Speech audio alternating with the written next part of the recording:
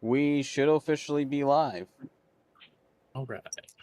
Okay, so let's go ahead and start this the right way. Hi, my name's Blaze. Welcome back to the Eternal Flames. I'm here today with Sasquatch and Demon, two of my crew here, and I am your DM, GM at Best Friend and Worst Enemy, DH Blaze. So, in World Builders, we generally like to talk about how to build up lore and stuff like that, and how to build your worlds. Tonight, we are going to be touching a bit on, well, I want to say magic, but we're going to touch on a little bit more than that and make things a lot more interesting, kind of tie it all together so that even rogues and monks, paladins, all this kind of tie in together. Hell, even barbarians, which I think that one's going to be a fun one. So, first off, let's ask how everybody's doing. So, how's everybody going here? Doing all right. Doing okay. All right, sweet. Okay. So, first off, let's talk a little bit about special abilities in games like this, right? Whenever there are special abilities in these kinds of games, right? There's always go away. Whenever you have a game like D&D, Pathfinder, whatever the game is, and there's magic involved, the abilities are always tied to something, right?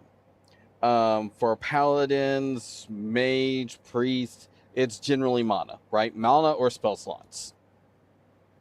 When you've got rogue, you've got different combo points. You have panache, which is yours currently, right, Demon? I believe so.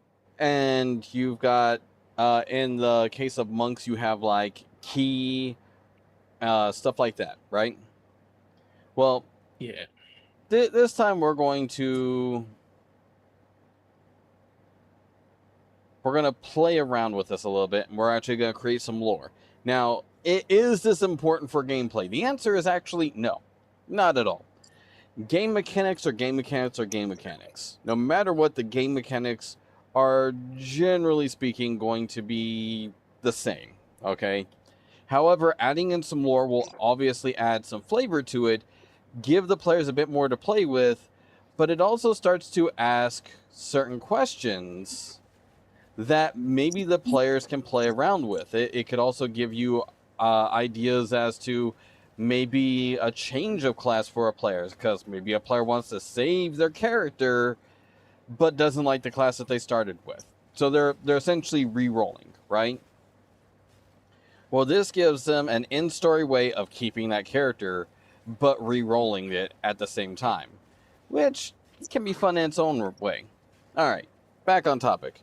So I've already talked with my peers here a little bit about this, but we're going to talk about magic, specifically in this case. And we're going to start with, where does magic come from in this particular universe? In this particular universe, we're going to say that magic comes from two specific places that can then be divvied up a lot more. One of these two places is going to be the soul. Now, the soul can be kind of defined as each individual creature that lives within the world. And this is part of game mechanic as well, because in this particular case, in the game, right, you can, as long as the creature was alive, it probably has a soul of some kind, unless it's specifically stated otherwise, right? So certain constructs like golems may not have a soul. But then you have stuff like Akanrasu, which obviously do have a soul, despite the fact that their body is that of a construct, right? The next half of this, right, is the ever after. And there's a reason for that, and we're going to get into that a little bit later. Okay, so everybody with me on board so far, right? Yes. Okay.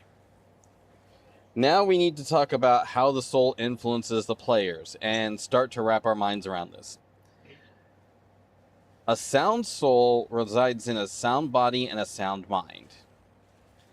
AKA, a good, strong soul does its best work when it's in a strong body with a solidly foundational mind.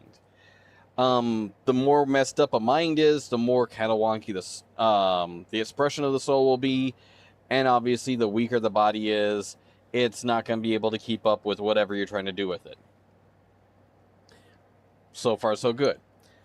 Next thing is to keep the soul safe. The soul or the body and the mind produce aura.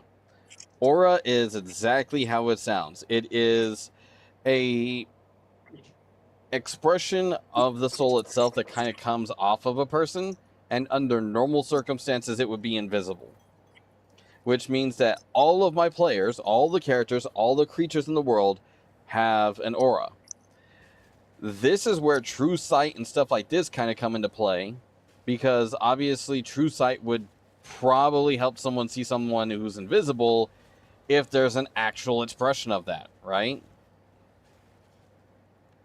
So this is a way to kind of explain that. It's like, oh, yeah, you can see them because their aura is blatantly visible despite the fact that they are completely unseeable, right? Makes perfect fucking sense. Now, here comes the fun question. After everything I've just said, what do you guys think happens when there isn't an aura on a character? They just look blank. That too. They are fundamentally invisible to someone who's trying to use stuff like that. But what else happens? They themselves wouldn't be able to see any auras. Not true, actually. But you're starting to get somewhere. You're starting to think. As I just mentioned, right? Aura protects the soul. Without aura, it basically means that your body can't protect the soul. It's I think the nicest way of describing this situation is, imagine having your skin ripped off, right? Any little bit of air, any little bit of water, anything really, period, just hurts like all holy hell, right? Like, you skinned your hand and now your nerves are just out there in the open. Now your body's screaming bloody murder because it's in danger. That would be the same, but on a soul-based level. So your body could be completely fine, but if your aura is ripped away, well, you're probably gonna hurt to all holy hell as the rest of the universe basically tries to rip away at you. Tries to use that fundamental energy that is you to do everything else. So, in order to function properly, you need an aura. With one exception. You don't need an aura if your body's not being manipulated properly by a soul. At least in the traditional sense. This is the reason why during our last session, Al looked at Ruin and went, "The fuck is wrong with you?" And it's because to him, right, because he can't see Ruin's soul directly. But Ruin's soul is patchy to start with. Because Ruin doesn't have a full soul. He's only got chunks of his soul.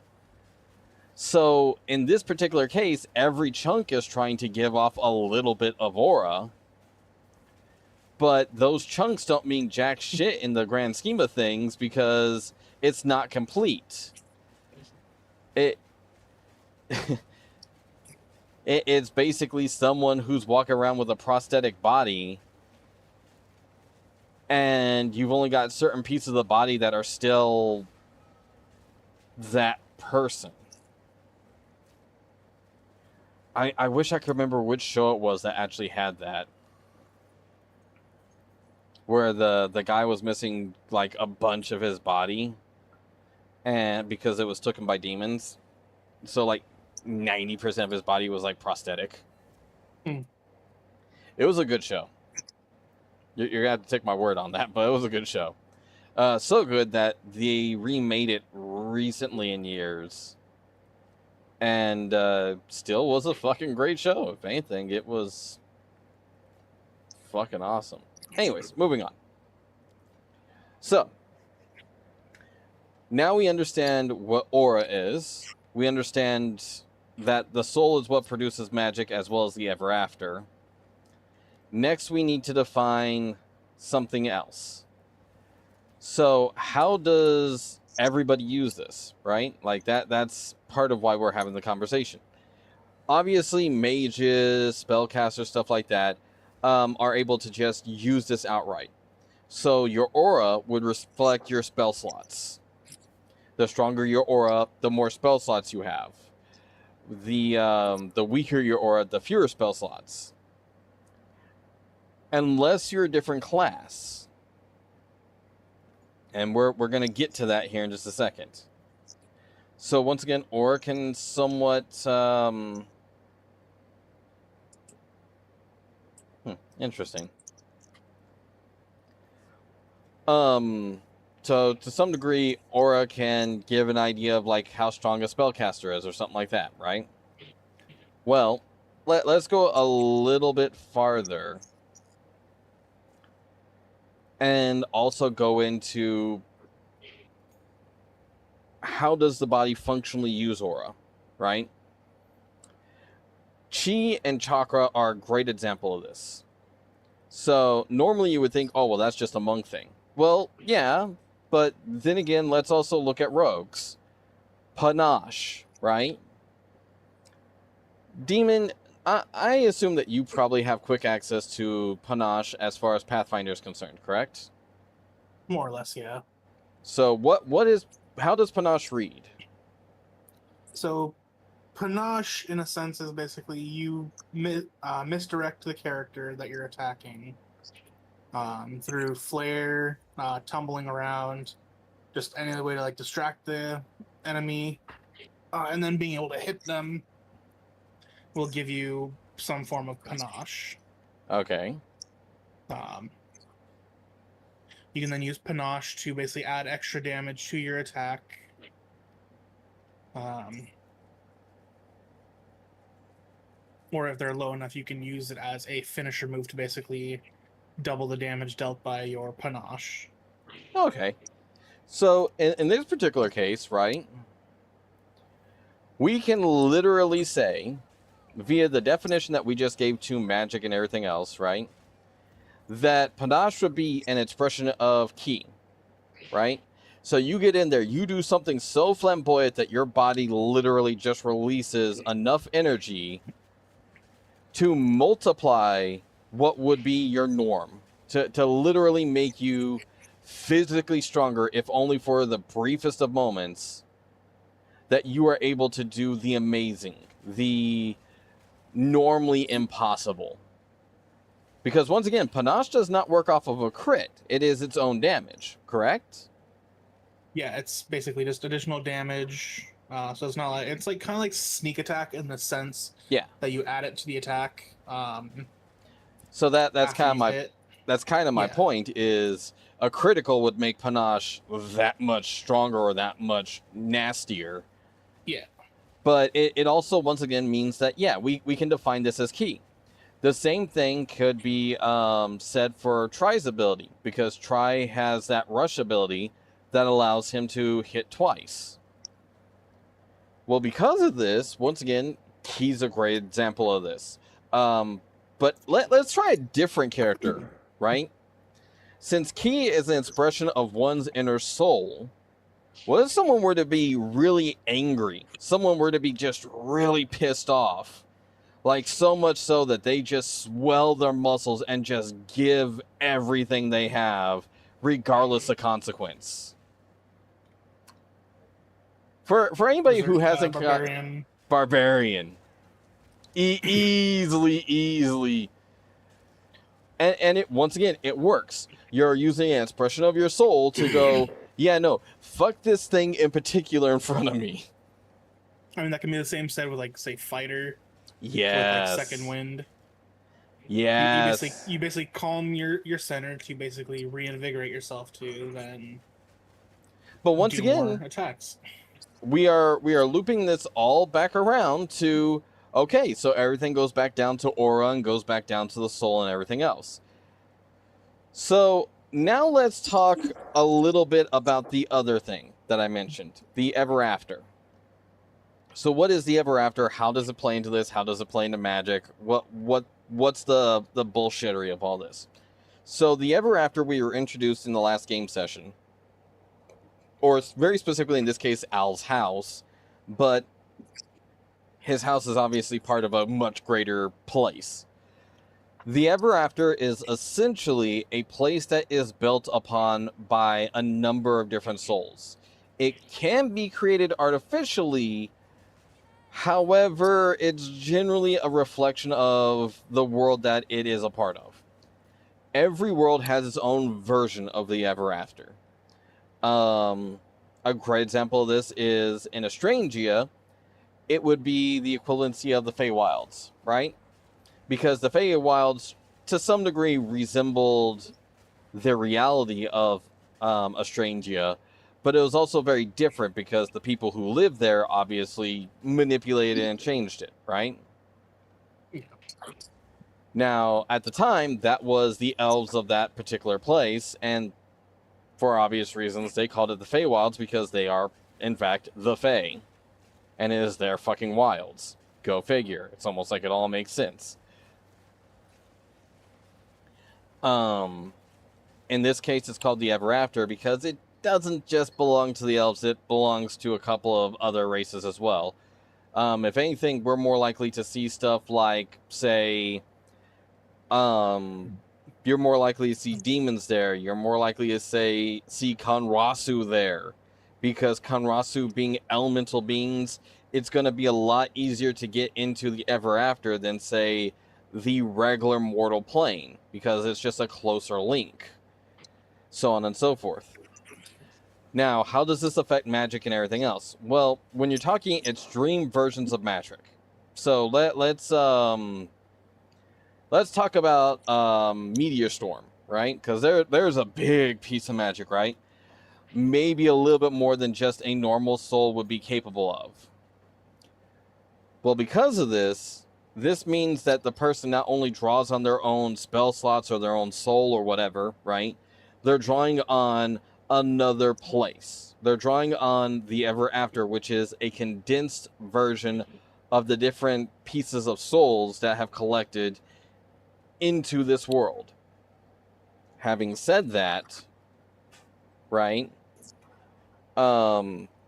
we can say that they're basically tapping into this really cool place that they can draw power from. And while they can draw power from this, it's not like they can outright destroy it. The Ever After is too big of a place for them to just burn down, right? It would require far more than just that to be able to take down the Ever After. Now, having said that, right, this does not mean that it is completely impossible for them. Just improbable. Let's do there. Okay, cool. And yeah, you might destroy a boulder that's in the Ever After. Cool. You destroyed a boulder to summon gigantic meteors in the sky. And chances are within the next week or two, that boulder's going to be right back where it was. It's just going to reform and go back to its place. Now, any questions so far?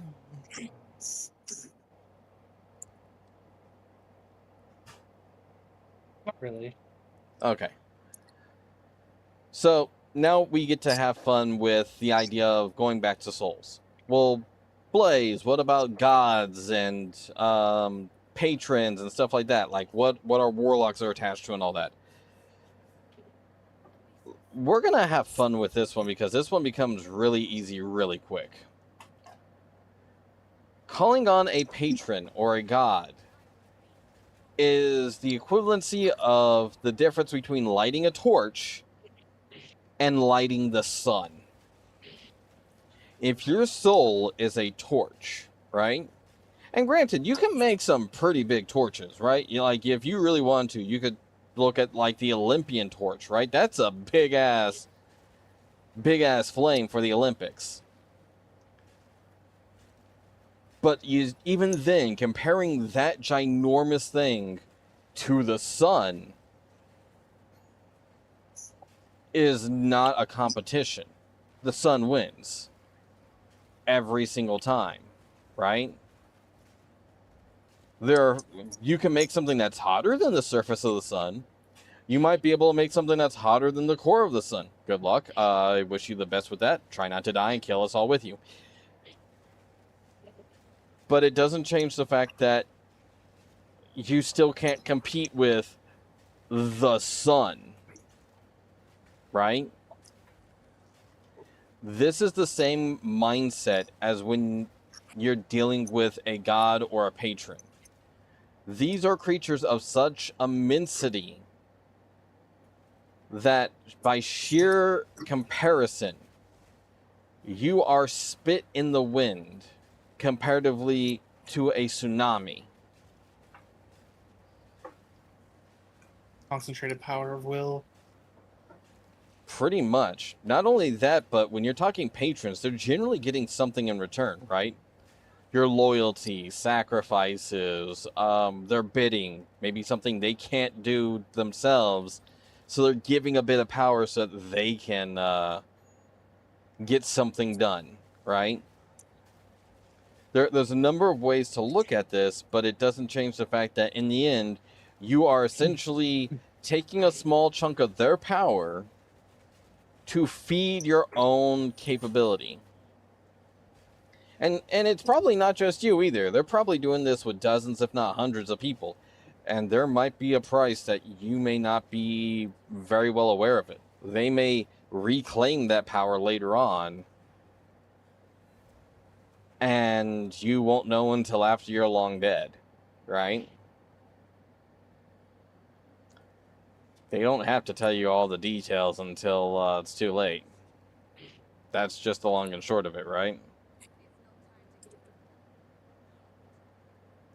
Anyways, so having said that, this is where paladins, priests, warlocks, all gain their power and their capability. They are borrowing power from an entity that is of such vastness that it doesn't matter. They're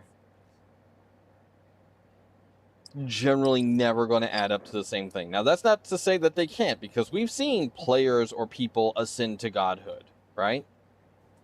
And in different ways. A great example is when you're talking most gods in D&D, worship is part of it, right? So, I guess here's my question to you two. How should worship affect a deity's capabilities? That looks tasty. Still, looks tasty. I mean, if anything, I would do is like a how to pick up in a dungeon type god system, where the gods can technically interact with the world, but they're very limited on what they can do. Well, yeah, no, but more of like how are the gods gaining power from prayer specifically? Because remember, prayer is apparently a big thing in a lot of these things.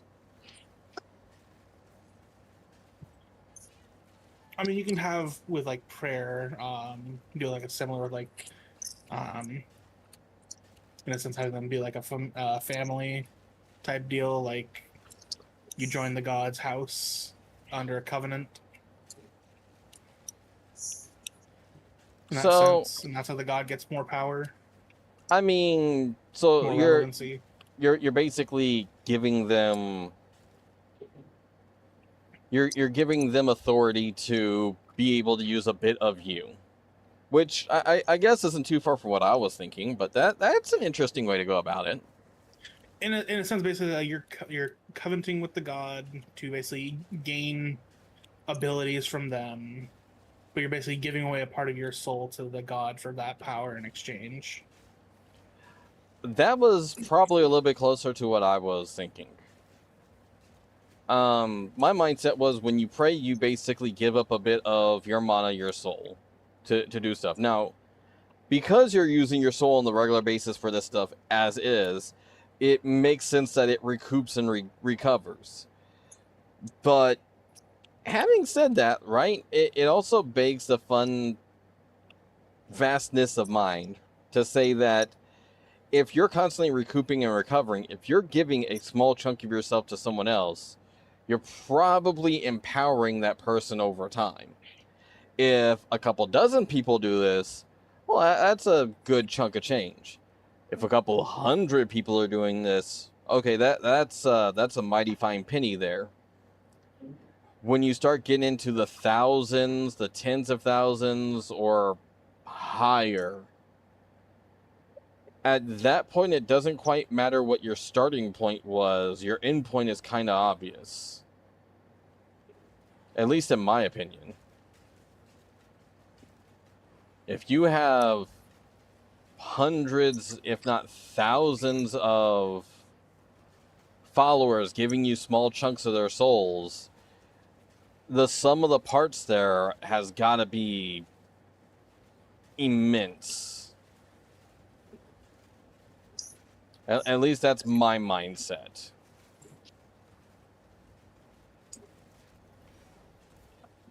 But maybe I'm overthinking it, which is part of the fun of lore, you know?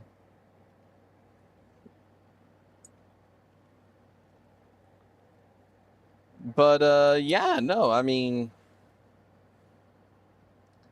That's always a fun one there. Let's see. So, we've kind of touched on... We've touched on the soul. We've touched on how mind and body work. Let's take a small back step and go back to chi and chakras, right? So, who here knows what a chakra is in, I want to say in normal sense. It's always going to be a spiritual sense, but... Yeah, based on what we think in the real world. I'm pretty sure there's some Naruto fan out there that's like, oh, I know the answer to this. I mean, in a sense, chakra is basically opening your inner eye to basically visualize the world as it is in context of what we can't see. You were starting so well, and then you went a little bit too far in one way. But you were really close. So chakras are kind of like they are gates. You had the start of it so close, man. You really were. They're basically gates or flow points that allow you to manipulate ki. So ki is an energy. Chakras are the points, and what you can do with that is you can start to open your inner eye and all that. That's some of the stuff that you can do with it. So once again, you were real close. You took a step a little bit too far. But you got the right base for it. It's a gate. So that being said, everybody, quote unquote, has has chakra points. These chakra points are semi-universal. Oh, actually, I want that. No, never mind. That's focus. Fuck that. Everybody has chakras and all that, but how you use them and how they function kind of differ from person to person, which is important to make a justification on. So, great example is, once again, let's use some of our players as an example. We're going to use Zonkroc versus Ruin. Okay? Ruin is going to use her chakra points to basically be an expression of mana, and that's it. They don't quite know how to, or are incapable of using their chakra to directly affect a physical adjustment. However, what they can do magically with them, right, how they express it in the paranormal or phenomenal way, they can do explosion, they can do frostbolt, they can do freezing ray, and all this stuff. All really cool stuff. But once again, on the physical end, they can't do much. If anything, physically, they're kind of on the weak end, right? But then you have Zonkrok. Now, magically speaking, Zonkrok, while not incompetent, he's not the most capable either. He can do a couple of healing spells and cantrips. He knows how to kind of do some magic, but it's definitely his weak point. Versus his strong point very much is beating the living tar out of a mofo. He is a monk. He very much is very capable of taking his hands, making them like steel, and punching someone in the face over and over and over again.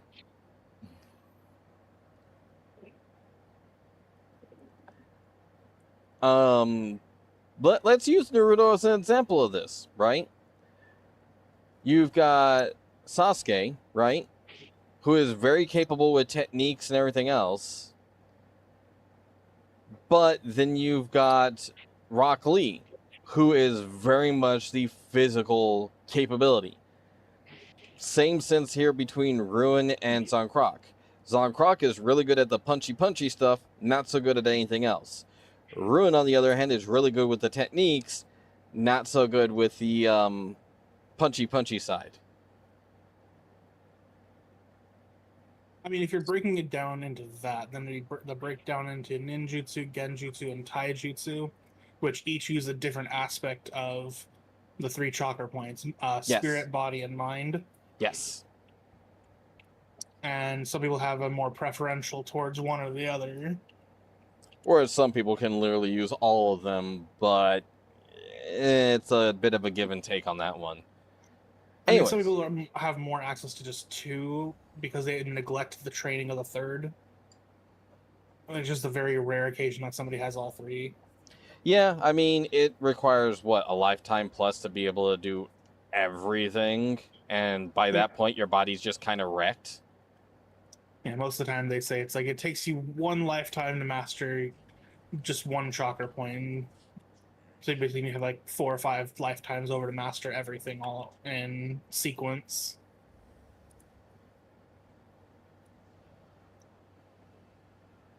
Because I believe it becomes exponentially more difficult trying to master a different chakra point. Yeah. But yeah,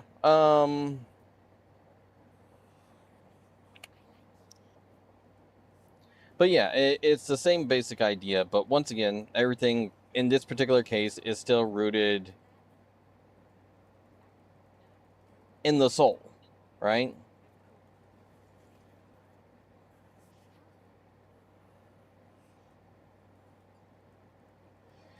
So now that we have an idea of where we're trying to go with some of this stuff, right?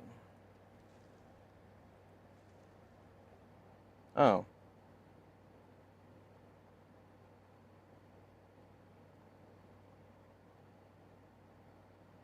Interesting. I'm going to have to come back here at some point.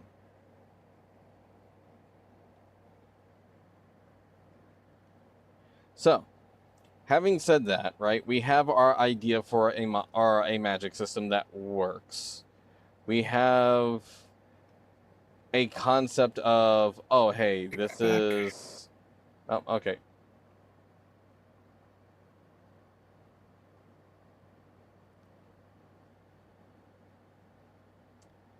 I'm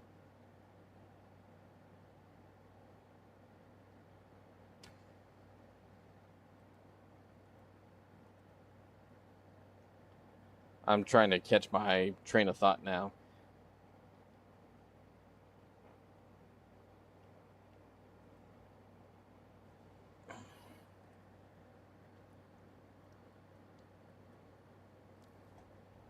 Okay, so we have the souls, we have aura. We have the idea of chakra and chi. We have the idea that this is where magic comes from. Oh, right. We get to now play around with the idea of undeath and what that means to auras and stuff like that. So, I mentioned earlier that under normal circumstances, a soul basically needs aura in order to function properly. It's similar to skin. However, if we change this and go, okay, well, what happens if a body doesn't have a Come soul? back. Welcome back. Then we have the undead. Now, an undead generally is without a soul and therefore functions a lot differently than someone who's normal, right? Well, if they function differently than someone who's normal, then how do they function? Well, either A, they are being controlled by something else, or B, there is an opportunity here for someone to be missing something. Not just their soul, but let's say their conscience, right? Because if your soul basically is what's generally telling you, not necessarily right from wrong, but allowing you to empathize or allowing you to function or even understand others, right? Once you lose some of that, you basically get put down to what can be better called instinct. Well, the instinct of a zombie, right, is nourish the body. You know, whatever's the most nourishing thing. We could also say the idea of them trying to eat brains or whatever, because that's always, for whatever reason, a zombie trope, is them trying to figure out whatever they lost, right? They're looking for what is missing. They're trying to recoup and reclaim it.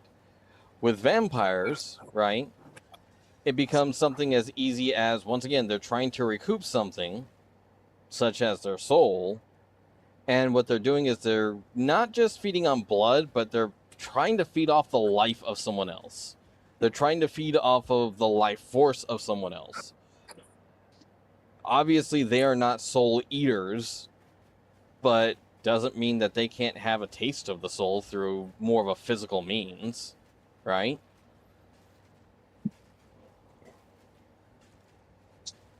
A way to drain back a piece of themselves without it actually being a piece of themselves.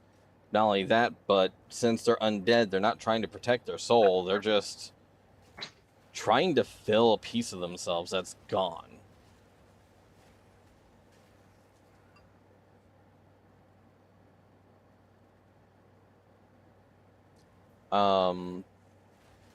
Okay, so what about stuff like liches, right? Well, obviously there's a disconnect. Their soul isn't directly part of their body anymore. But at the same time, it's also not part of their body. Not only that, but they're not being driven by instinct as much. They're more of being driven by will and desire, which, let's be honest, those things can definitely override instinct in a big way, right? If you're really smart, well, let me rephrase that, not necessarily really smart, really good of your willpower and your just basic needs, there's nothing stopping you from going, hey, yeah, no, I want that piece of cake. That piece of cake is nice. It would be fantabulous to have it in my mouth right now, but I think I'll pass. Whereas with a normal undead, it becomes the idea of, that's food. I need to eat it. No. You don't understand. I just need to eat it. And it's going in my mouth now. No, I don't care what you say. It's going in my mouth. Oh, shit. Where'd the cake go? I need more cake.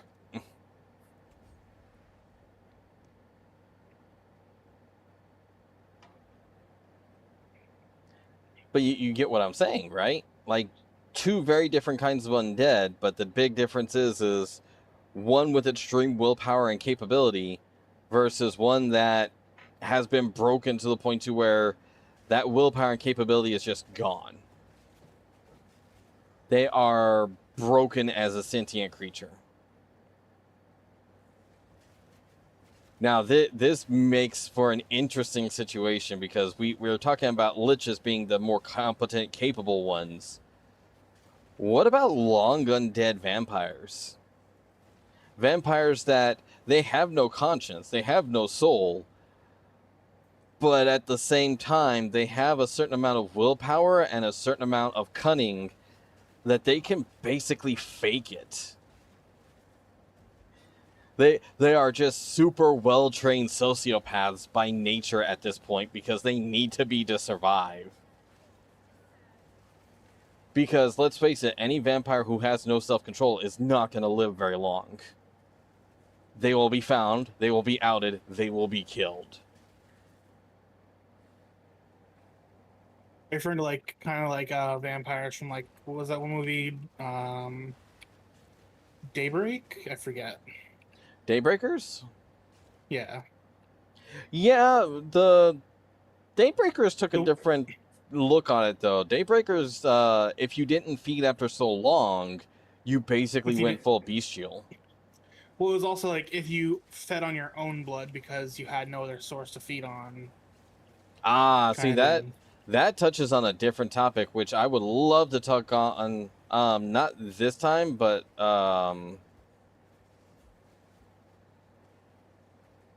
I would love to talk on next time. That was a viral infection.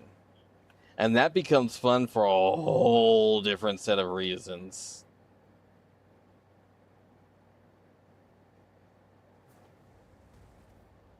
That's interesting.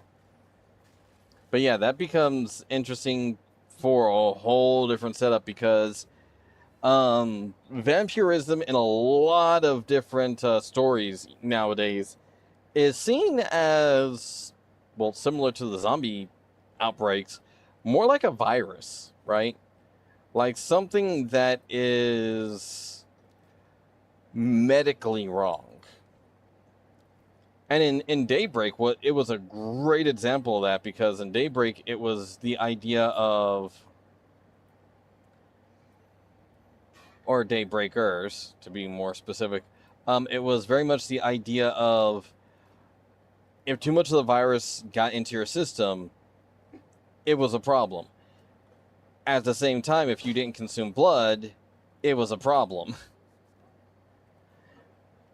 And essentially not consuming blood kind of put the virus into attack mode, which made it for a double negative, right? Like, yeah. God damn. Anyways, that's a story for a whole nother time. Let's get into viral infections and stuff like that versus, say, curses. Because curses would be a magical infection versus, in this case, we're talking about a physical infection that has very, very nasty repercussions. So, right, getting back on topic. So we've talked about aura, we've talked about souls, we've talked about the ever after, we've talked about gods and stuff like that. Let's touch on the subject that, like I said, my players will probably never be able to really get a hold of, and that's smut. Now, first off, let's define what smut is. Smut is a perversion of reality.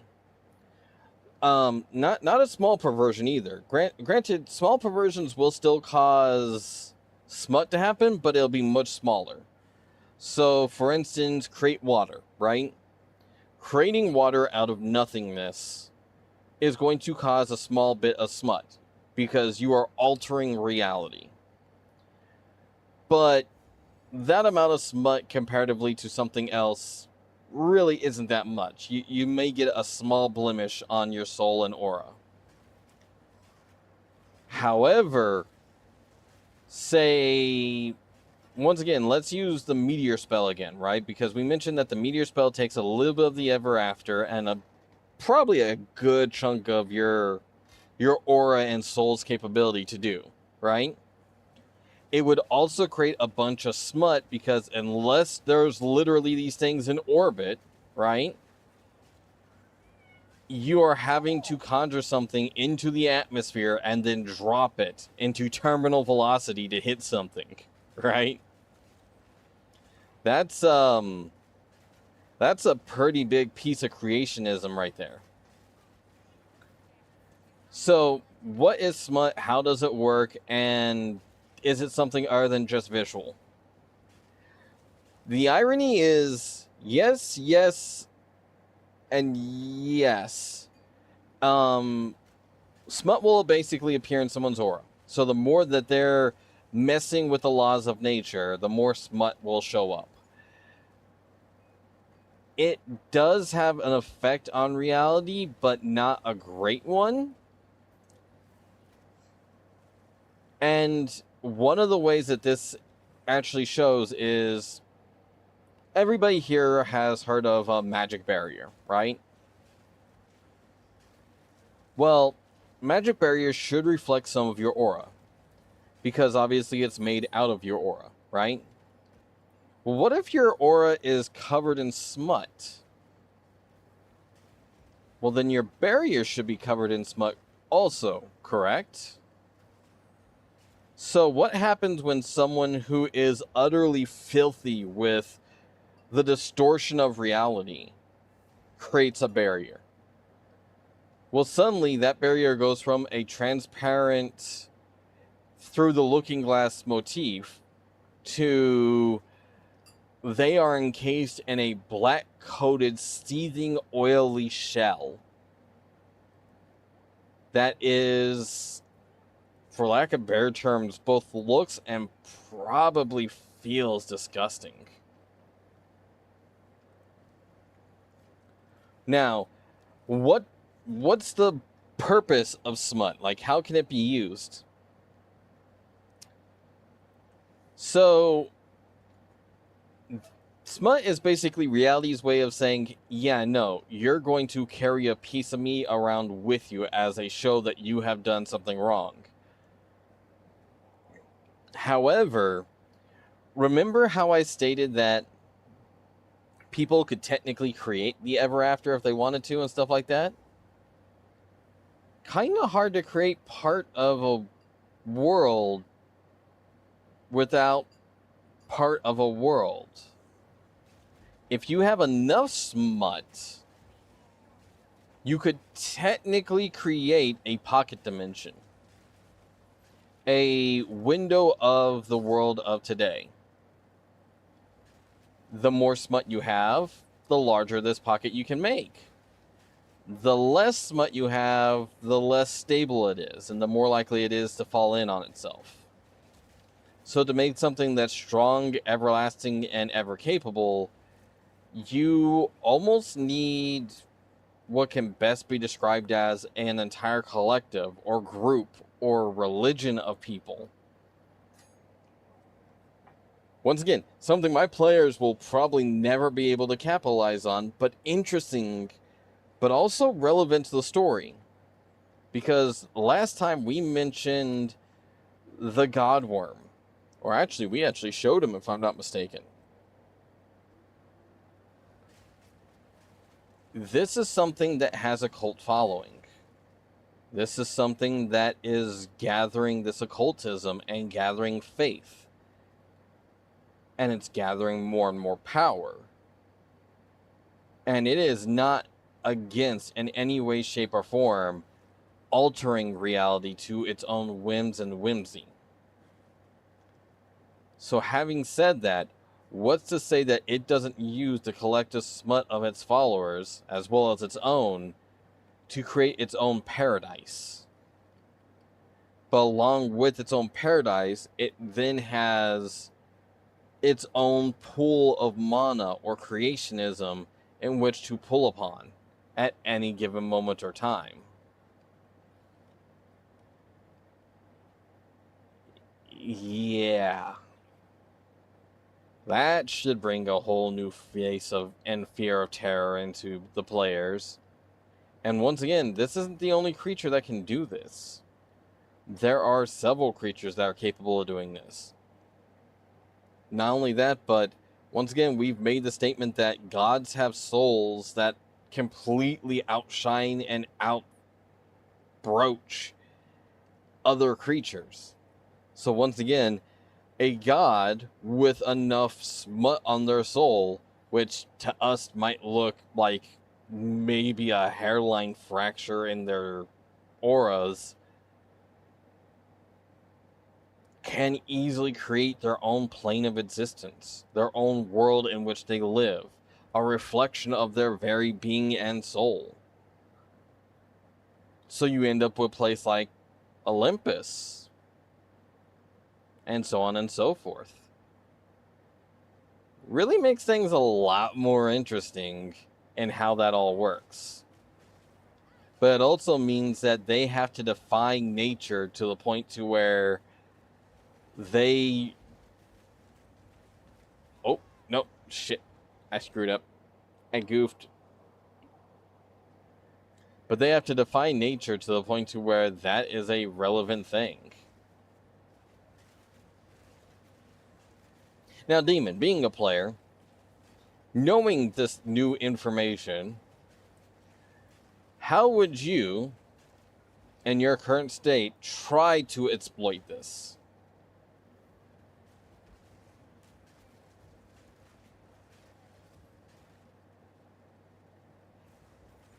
Demon? Use it to basically give myself extra damage. I don't know.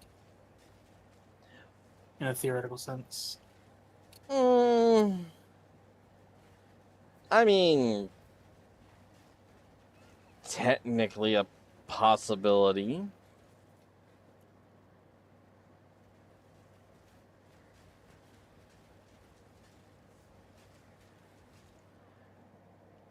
I'm sitting here trying to think of like how the players could really do this, and the only thing I can think of that makes sense to me is I'm assuming that you played Final Fantasy VII growing up. Nope. Oh shit. Got to rethink this a little bit then. I actually had a really good reference for once. What I grew up playing was Legend of Zelda: Ocarina of Time. Okay, I can use that. I can use that.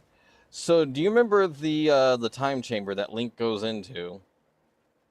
After he pulls out the sword, and then you've got the place where all the oracles or whatever could I don't remember what they're actually called, where they could actually pop up and they would help out Link in containing Gandalf, right?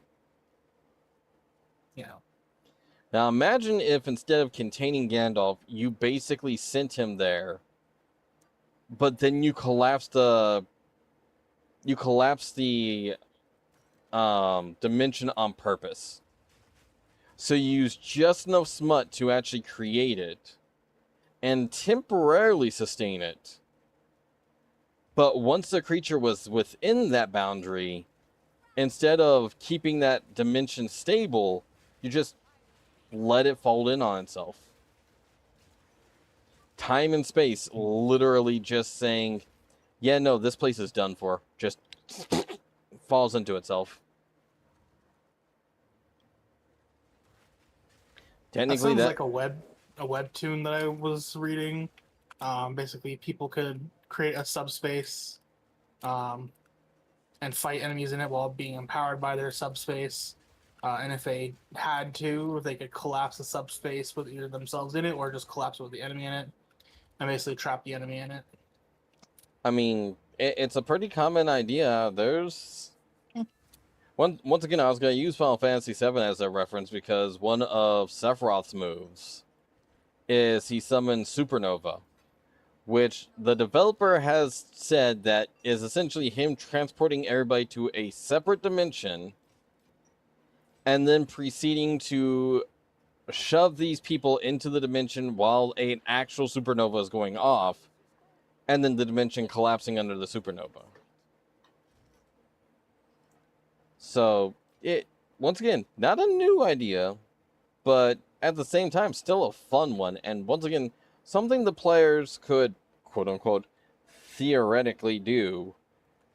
But you're talking like several people, or at least a godlike being, not a god being, but a godlike being, trying to sustain this place long enough to be able to even pull this off. Hmm. Once again, it requires a lot of smut to do it. A great way to describe this is a single normal person might be able to create enough smut by themselves to equate to a cup of rice.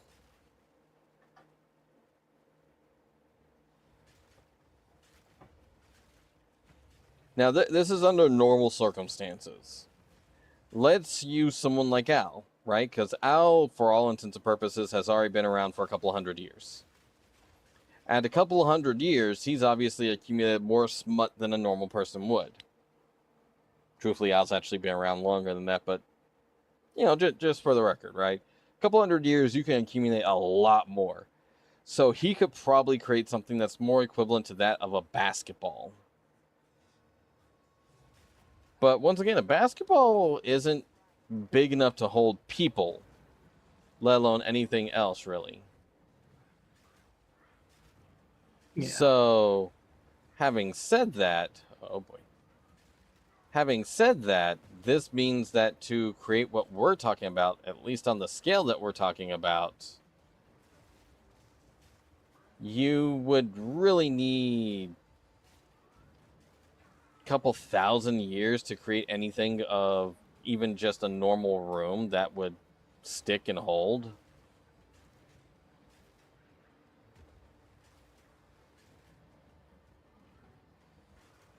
Oh, this is bullcrap.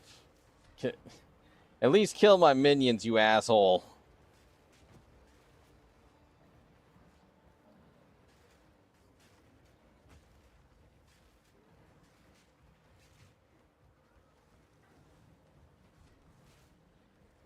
But yeah. Okay. So, having touched on this stuff, do we have any questions or anything that people want to add in?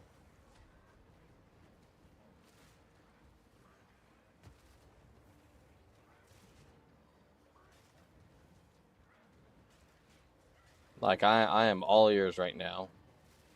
Hmm. Or maybe even opinions of this particular... I don't want to call it a power system. It's not really a power system. It's more of an explanation of a power system.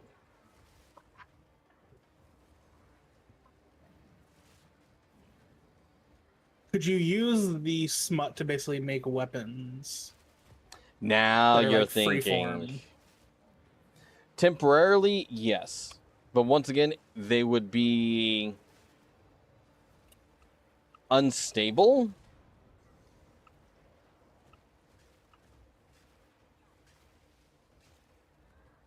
But yeah, it's perfectly possible. I mean, making a dagger, a sword, anything like that. I mean, I would say that would be perfectly within rationality.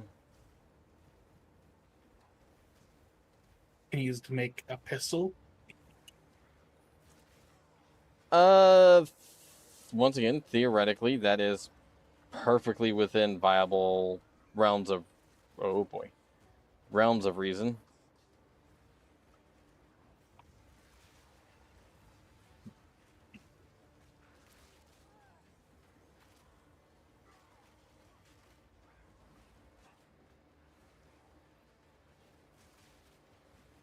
I mean, once again, smut is the distortion of reality. Using smut to cause that kind of distortion makes sense, but once again, it would collapse in on itself. It would definitely kind of eventually decay and just vanish. Granted, ironically, could probably create the exact same thing using what would cause smut.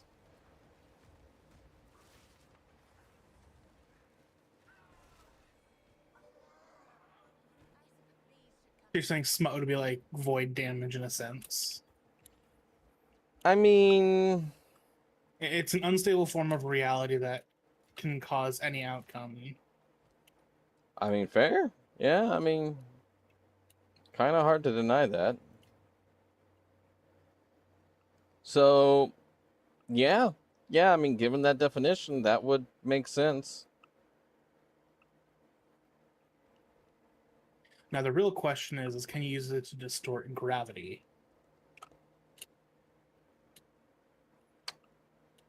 I want to see if we can specify that, because there's a lot of ideas you can use if you can distort gravity. See, now you're delving a little bit too far into the lore that we've already written. Well, more of like using it to create like a mini white hole and a mini black hole, and using the opposing forces to deal infinite damage. Not necessarily.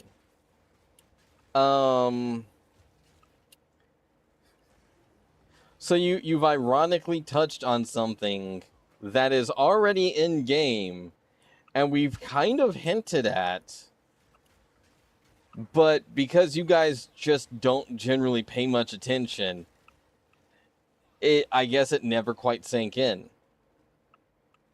What you see, Sandria, is a bird brain. Well, no, like even you guys as the players, don't even start up with me like that, trying to say, "Oh, well, my character." No. What do you think Gravity Stone? Sundry. What do you think Gravity Stone is?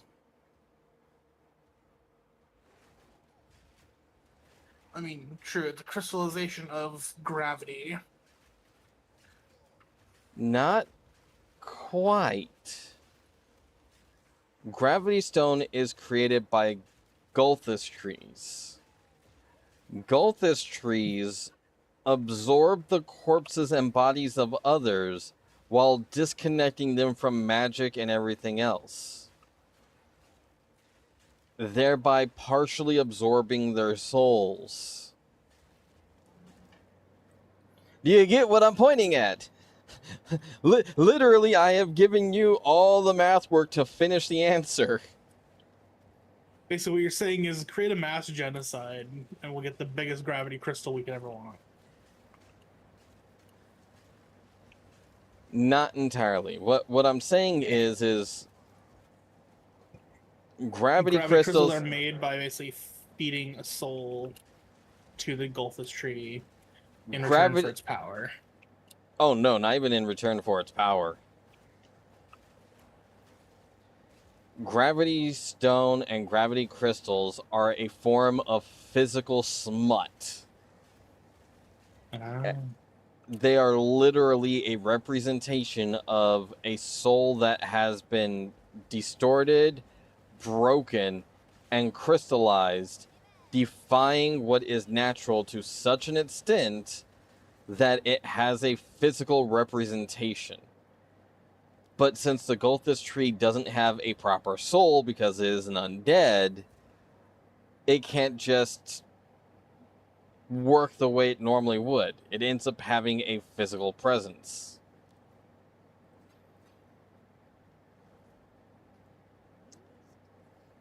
Yeah. It's a bit of a mess, but yeah, that's essentially the entire lore of Ozzy Mistra and how that all fucking works.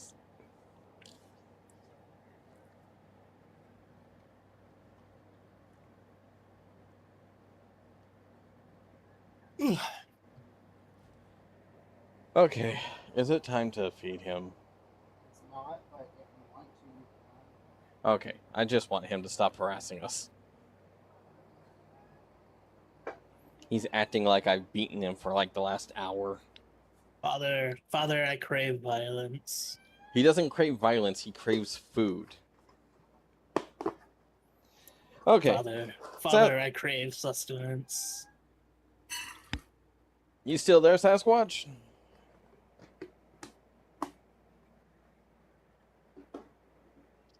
Yeah, I'm here. Okay. Had to make sure because you haven't said anything in a long while, and I've been kind of ranting to myself for the most part. I've been taking notes if that helps. Fair. There's probably a lot there to go over.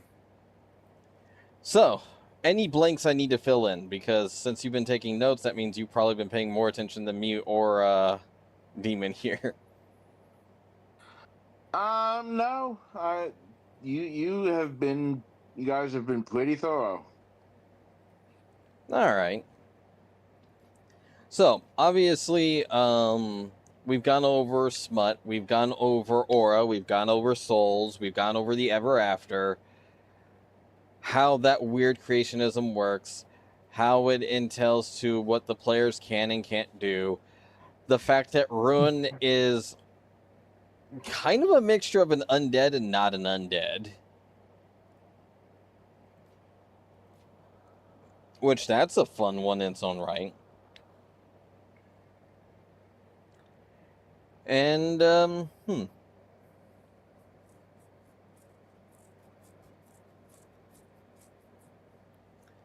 to think if there's anything else that I need to touch on.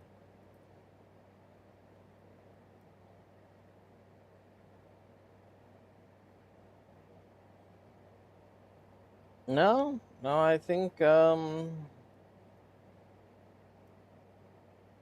that covers 90% of it, which once again, we did all this within an hour. I originally set these things to be for like 2 hours, and I cannot make them last for 2 hours to save my ass.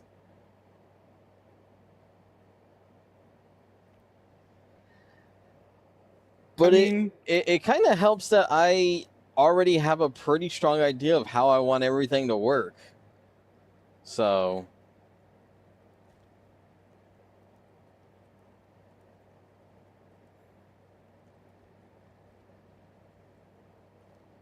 Since gravity crystals are basically a crystallization of a human soul and Yes. physical smut, could you technically convert it into a philosopher's stone and have full-blown alchemists in here?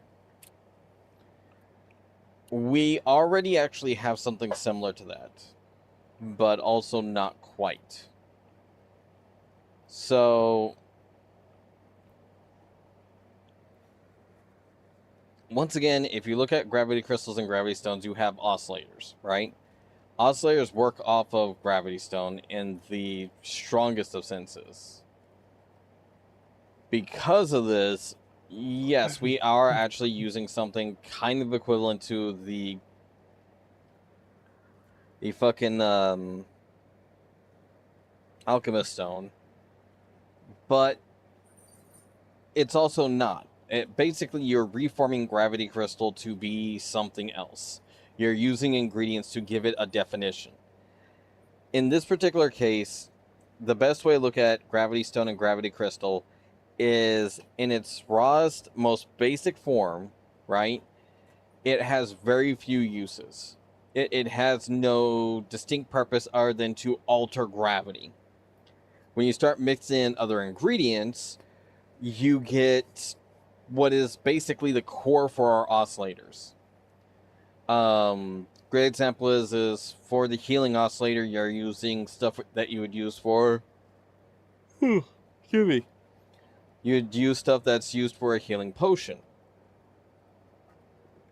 Same thing with the gecko grip, which basically gives you a bonus to climbing and all that, similar to your passive skill, right? Yep.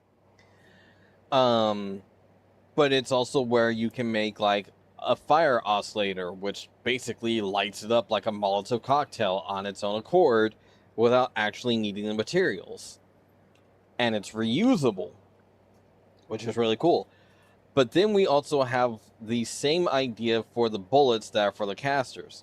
The difference here is instead of using a physical object, which would be the alchemist end, you're using magical spells or 1 slot, 2 slot spells to make bullets. Now, the reason why this is really cool is because, once again, let's use Ruin and Ranky as our guarantees, right? If those two would sit down during your travels, so as you guys are traveling from place to place, for every day that you guys travel, they could be spending all of their spell slots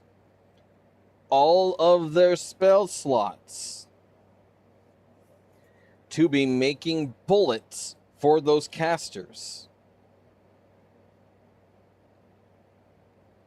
This means Syndria and Zancroc would have the ability to act as if they were a spellcaster, without actually being a spellcaster.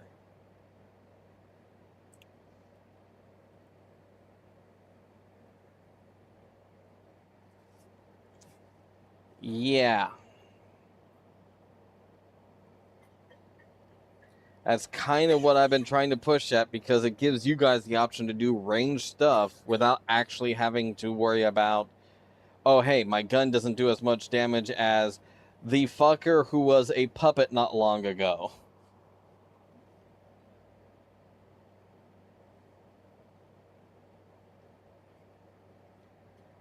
So yeah, as long as you can give direction to the gravity stone or gravity crystal,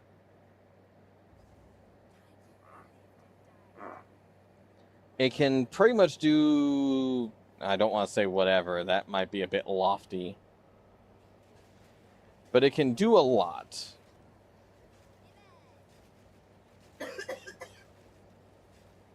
Also, when do I get the opportunity to make giant skeleton behemoths that follow my every whim? Bastard of a game.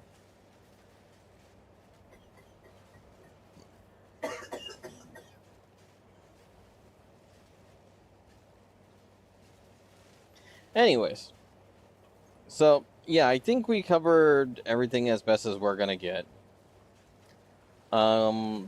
Any final questions? Anything that needs to be answered? Anything that seems like it should be important?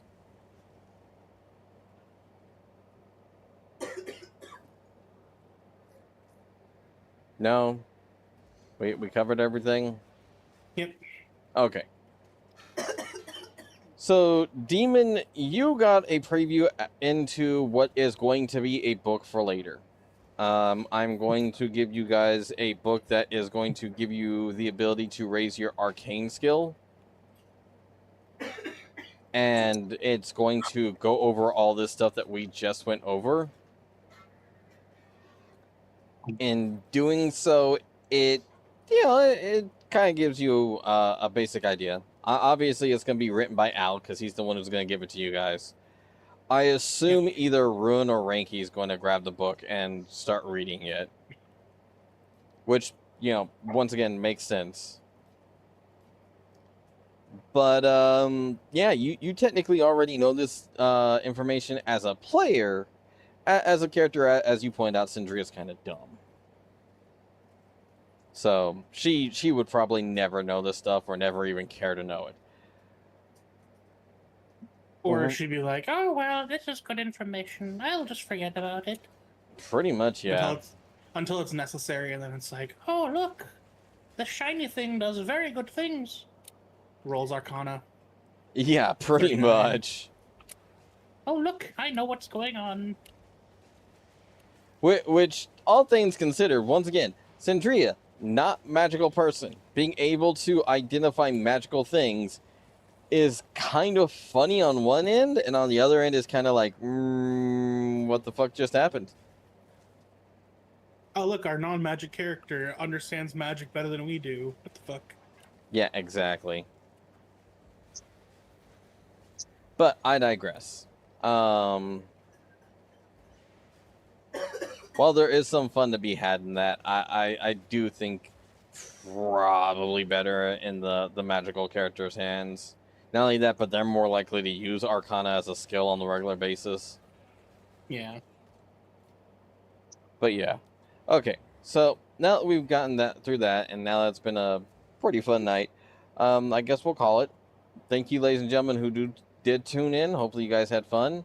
For those who are tuning in after the fact, hopefully you guys got some good information. And this is just kind of a look into, once again, us kind of explaining lore in this case. Not actually how a system works, but I'd say it's a pretty good bit of flavor. I would like to think that we have added a reasonable amount of, hey, this is kind of cool and kind of silly, but it's worthwhile to it. I don't know. That's all I'm trying to do. Make the world a little bit more fun and a little bit more enjoyable. Not only that, but once again, good stuff for books, because once again, it's not important necessarily in a mechanic sense, but it's still fun to learn about. All right. On that note, everybody take care, stay safe, stay well. Thanks for everybody who joined us. We'll see you next time here on the Eternal Flames. Next week is going to be another Pathfinder session, so hopefully whoever watches that enjoys themselves. Otherwise, yeah. Oh, and just remember, at some point or another in this campaign, I need to have a druid named Steve. Night, everybody. Good night, everybody.